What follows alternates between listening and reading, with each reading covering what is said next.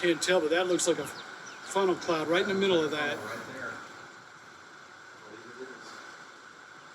If the thing breaches that hill, I'm out. Jesus, look at that thing. That's exactly what that is.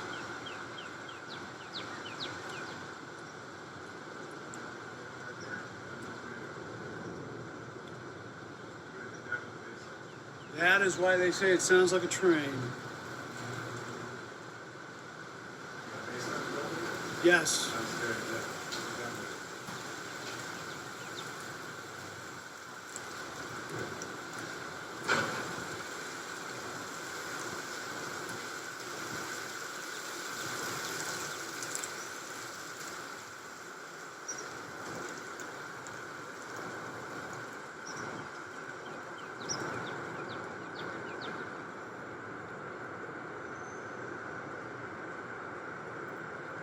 Jesus.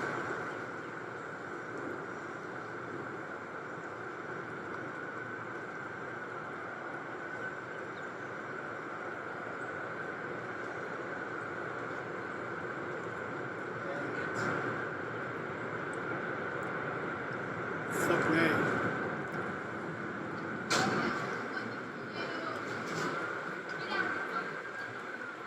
Get inside!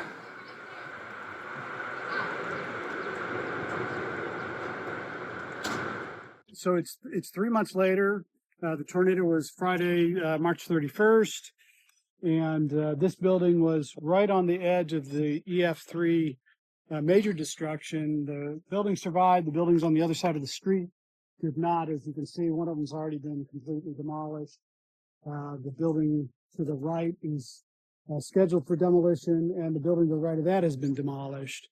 If you look to the left, if you pan left, that's a community fire station. That's Little Rock Fire Station number 9. So if you want to look at some of the footage from there on social media, you can see that. And this is really the periphery because this is a EF3, right?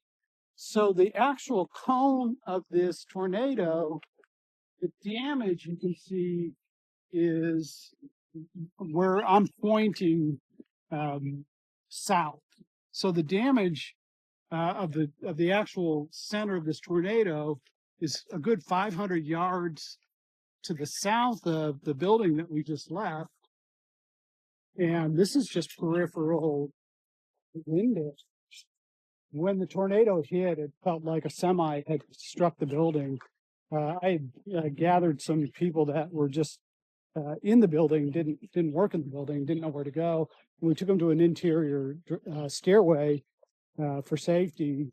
And, you know, everybody talks about the roar of a tornado. Well, here's something that nobody ever talks about. It popped our ears.